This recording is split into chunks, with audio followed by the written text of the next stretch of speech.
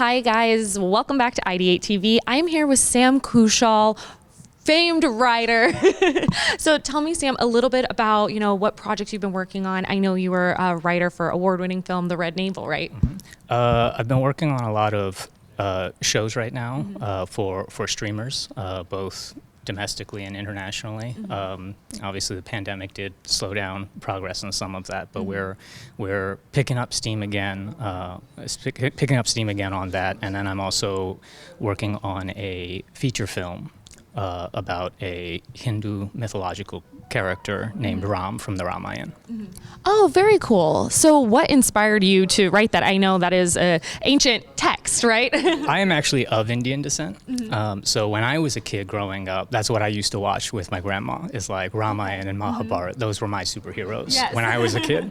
And so that was something that I wanted to bring to the big screen in the West. It had been made in India before as televisions, as dramas, and very lower budget, the kind of stuff that you'd expect from that time period, like, 80s and 90s.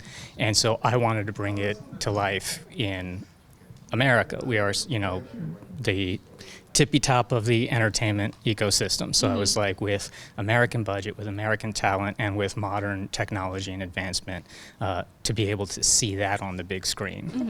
And it's a personally very important project to me because, like I said, it was something that I shared with my grandmother, who has departed, but would always be nice to kind of be like, I did this, Grandma. Yeah, no, that is so sweet. And it's definitely, I think, something that can be that motivating factor. And I think it's so beautiful that you want to share a piece of, your culture and yourself and your family with the piece that you're working on. And I know you are a part of the a panel here at Wondercon that is talking about diversity in filmmaking. What does that mean to you? It's just such an important aspect of our culture and our society. For a long time, even now, arguably, we just haven't seen the representation and the diversity on the big and small screens the way we need to. And, I think that it's easy to overlook the importance of that representation, especially to young kids who are of marginalized groups, who don't see themselves represented on TV or see themselves as smaller characters and side characters, and it kind of subconsciously puts it in their mind that they are side characters in their own lives. And I think when you start to be able to see characters that you can not just connect with, but aspire to be like, oh, this person did it, or this character did it, I can do it too. It's something that's really important that I don't think that gets enough attention, of what small things influences, or what small things can influence people in really big ways. And I think that having that representation and diversity is so important, just because not only getting a proper representation of what America is and what it has become, this melting pot of culture, but also inspiring the youth to become what they can and not inadvertently stopping them from becoming what they can be. And exactly, kind of like you said, I think it's just so important for children to see kind of a wide range of characters, of different backgrounds, of different stories within media. And it is important because, it's something that, you're right, it's, if you are seeing yourself in the same role, how are you supposed to envision bigger than that? You can't, right? So, like, again, as a person of Indian descent, when you see yourself as just doctors, as just IT, as just taxi cab drivers, you forget that you can become musicians. You forget that you can become actors and writers and presidents and politicians, right?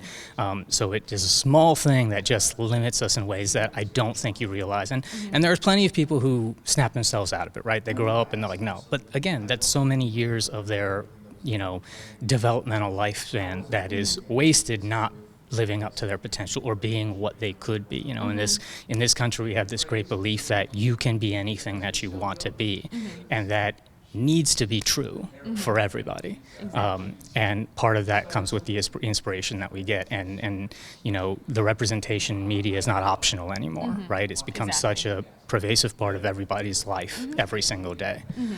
So it needs to be there. Absolutely. And kind of circling back to your writing, what genre do you feel most comfortable in? And what is something that you're like, I could never touch that? I'd say, let me start with what I could never touch. Obviously, if somebody asks me to do something, I'll find a way. Yeah. What I think would be most uncomfortable with is the horror genre. Really? Oh my gosh. Personally, I'm not a huge horror fan, right? Okay. I don't love to be scared in the movie. If it's your thing, then great. It's just not my thing, right? You know what? I can understand where that is coming from. I am the same way. So we are in the same boat. No horror for us. Absolutely. So I think, you have to be, I mean, again, you can do it, but if you're passionate about it, that really kind of comes across.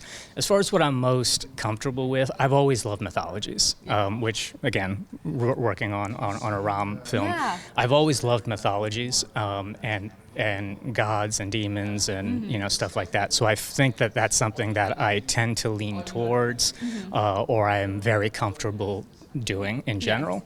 And then sprinkling in other aspects here and there, so it's not just mythology. But that's something that's always drawn my attention ever since I was a little kid. Yeah, very cool. Well, thank you so much for taking the time to talk to us here at IdeateTV. Sam, we so appreciate it, and good luck with all the writing in your future. Thank you so much, and thank you for your time. I really appreciate it. Yes.